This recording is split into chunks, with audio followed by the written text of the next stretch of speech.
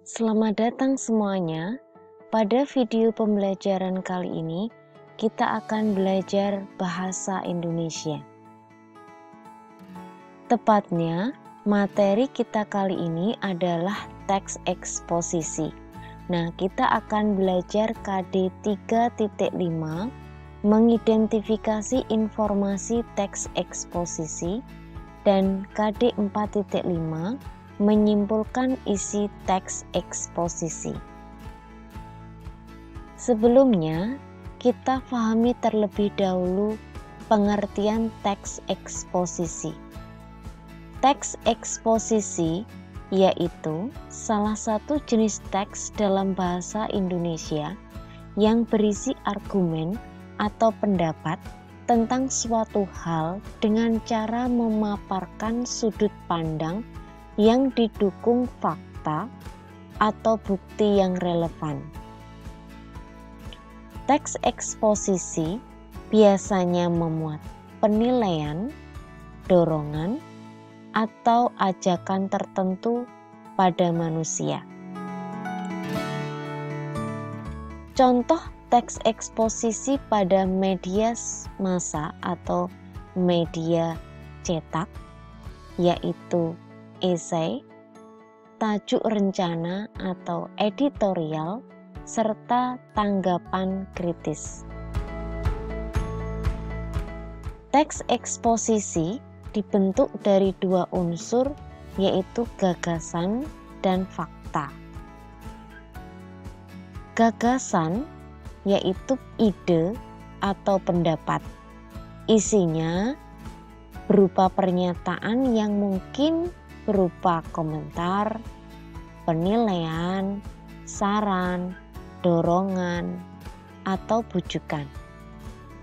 Sedangkan fakta adalah keadaan atau peristiwa yang merupakan kenyataan atau sesuatu yang benar-benar ada atau terjadi. Nah, di dalam teks eksposisi, fakta memiliki fungsi untuk memperkuat gagasan sehingga lebih meyakinkan khalayak umum. Tujuan teks eksposisi.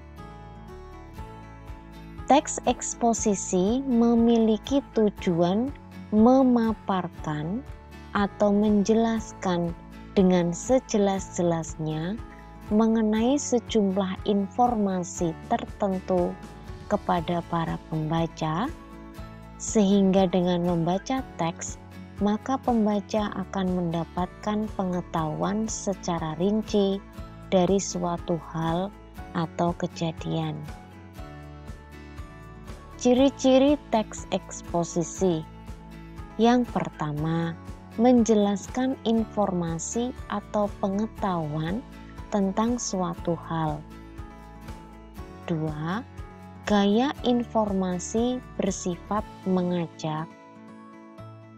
Penyampaian menggunakan bahasa baku dan disampaikan secara lugas. Yang keempat, bersifat netral ataupun tidak memihak. Yang kelima, didukung oleh fakta. Pola pengembangan teks eksposisi.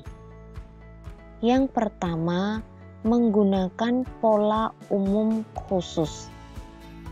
Maksudnya, ide pokok bagian teks ditempatkan pada awal paragraf, yang kemudian diikuti oleh ide-ide penjelas. Pola demikian dikenal sebagai paragraf deduktif. Yang kedua, menggunakan pola khusus umum. Hal-hal yang bersifat khusus diikuti oleh uraian yang bersifat umum. Bagian terakhir dalam bagian teks ini berfungsi sebagai simpulan atau rangkuman. Yang ketiga, pola ilustrasi. Sebuah gagasan yang terlalu umum memerlukan ilustrasi konkret yang berfungsi untuk membuktikan suatu pendapat, biasanya menggunakan pengalaman pribadi sebagai ilustrasi. Yang keempat, pola perbandingan. Nah, untuk meyakinkan suatu pendapat, dapat dilakukan suatu perbandingan atas benda-benda atau hal lainnya berdasar perbedaan atau persamaan untuk lebih meyakinkan khalayak terhadap pendapat kita. Jenis-jenis paragraf berdasar letak gagasan umum. Yang pertama, paragraf deduktif, yaitu paragraf yang letak kalimat utamanya terletak di awal paragraf. Gagasan umumnya dinyatakan dalam kalimat utama.